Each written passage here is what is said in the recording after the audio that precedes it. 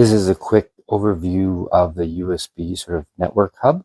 You can see here that it's got a pull off here, so you can use either USB-A or USB-C, which is nice, and it's got three USB-C ports, and on the bottom it's got the RJ45 jack, so you can plug it into your network.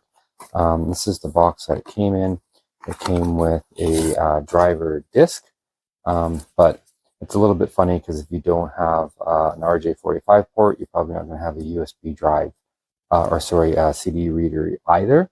But probably just have to copy the drivers somewhere. But I'll update in my review as to whether I actually needed them. I found most of these ones that I've used, you don't really actually need any drivers. It just installs by default.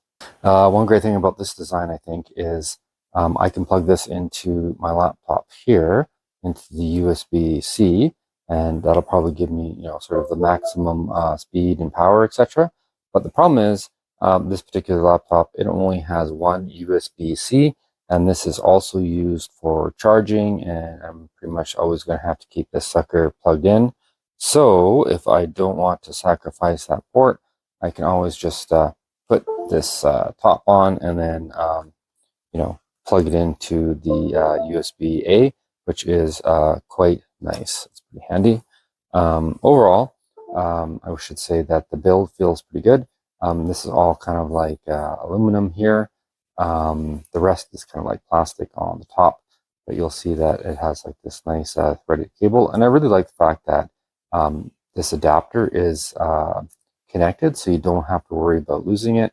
I've seen some other ones where it's loose and it's really hard to keep track of. So again, I think this is a great thing to just, pretty tiny. You can just like throw it into your laptop bag. It doesn't take up too much space.